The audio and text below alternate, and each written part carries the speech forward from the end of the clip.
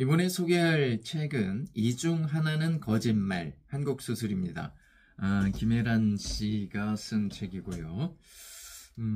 지우, 채운, 소리 이 세 명의 학생들의 이야기인데 어떻게 보면 성장 소설이라고 볼 수도 있고요. 이 중 하나는 거짓말. 이것은 한 반에서 자기소개를 할 때 하는 게임입니다. 그러니까 5가지를 얘기를 하는데 그 중에서 하나는 거짓말이다. 그것을 소개받는 사람들이 맞추는 게임입니다. 그러니까 자기에 대해서 나는 서울 태생이다. 나는 고향이 어디다.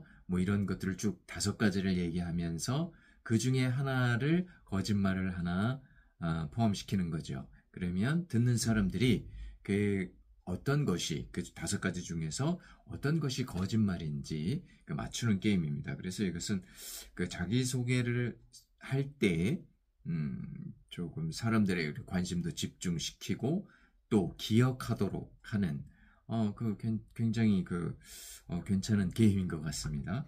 어쨌든 제목이기도 하면서 게임의 이름이 바로 이 중 하나는 거짓말입니다. 뻔하고 시시하고 별 의미 없어 보이는 소개 대신에 게임을 통해서 소개하는 사람에게 관심을 집중할 수 있는 자기소개 방식입니다.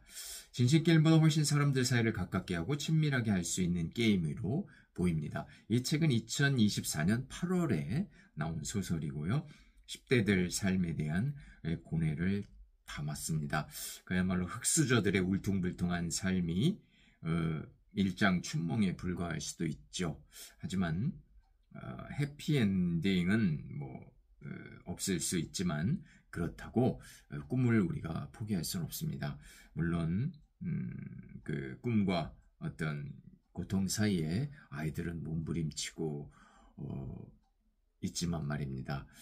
참 이 소설을 보면서도 참 지금의 청년들, 지금의 10대들, 학생들 이런 세대들에 대해서 대단히 안타까운 그런 감정이 많이 났습니다. 최근에 엄마를 잃고 아버지는 오래전에 소식이 끊긴 지우는 오토바이와 부딪힐 뻔한 사고에 놀라서 급히 현장을 벗어났다가 오토바이 운전자의 신고에 의해 경찰에 끌려가서 엄마의 애인을 부른 후에 잠이 들어서 꿈을 꿉니다. 전입생인 오채우는 담임이 시킨 대로 5문장으로 자기소개를 합니다. 이 중 하나는 거짓말이죠. 전입생이 소리로 바뀝니다. 나는 곧 죽을 사람을 알아본다. 와우. 커피 유통 사업을 하다 망한 채훈의 아버지는 엄마의 칼에 찔려 지금은 의식도 없이 병원에 있습니다. 엄마는 3년 6개월 선고를 받고 10개월째 복역 중이죠. 만취한 아버지가 어머니를 위협해 벌어진 일이지만 사실은 채훈이 찔렀죠. 채훈 대신에 어머니가 벌을 받고 있는 것이죠. 채훈은 도마뱀 종류인 레드 아이 아머드 스킨크를 키우면서 용식이라는 이름을 붙였습니다. 키운 지 5년이나 된 용식을 대상으로 지우는 카페의 용식일기라는 제목으로 만화를 그리고 있죠. 학교에서 투명인간 취급을 당하는 지우는 용식이만이 유일한 친구입니다. 화물 운송을 하는 유선호는 엄마의 애인인데 3년째 같이 살고 있습니다. 지우는 용식을 소리에게 맡기고 집을 나갑니다. 지우 엄마는 동해에 놀러 갔다가 방파제에서 발을 헛디뎌 사망했죠. 조문을 간 소리에게 지우는 놀라는 동시에 고마운 심정이었습니다. 먼 도시의 건설 현장에서 일을 하는 지우. 일당은 14만 원을 받습니다.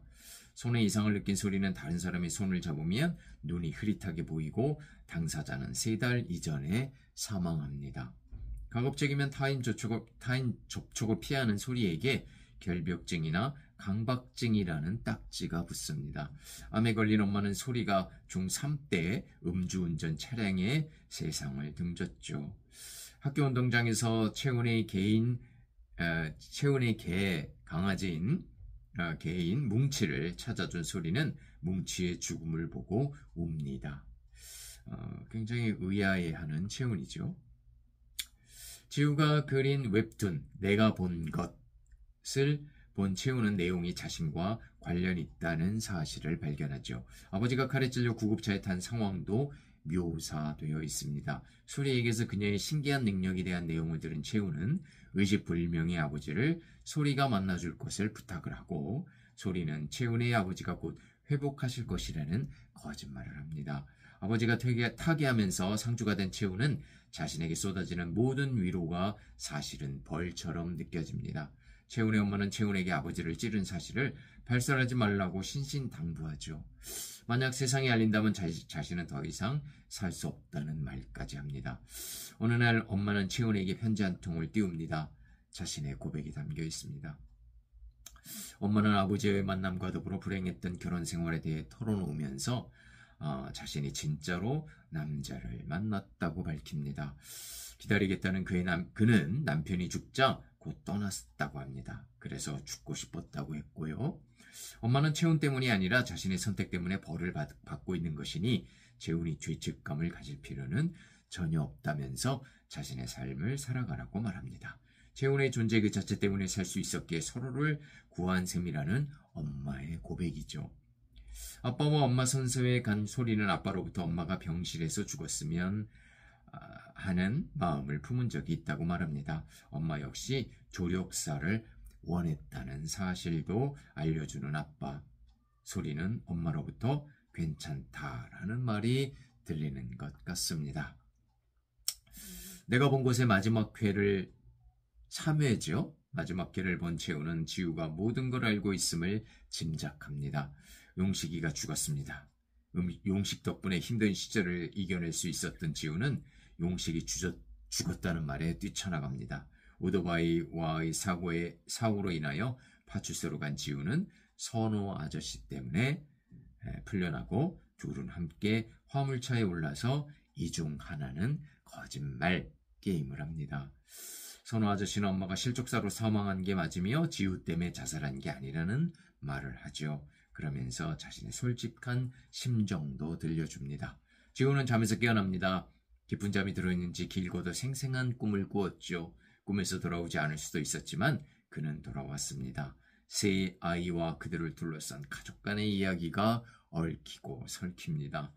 삶을 정면으로 마주보면서 옳고 그름의 가치 판단보다는 삶 그 자체의 본질을 들여다봅니다.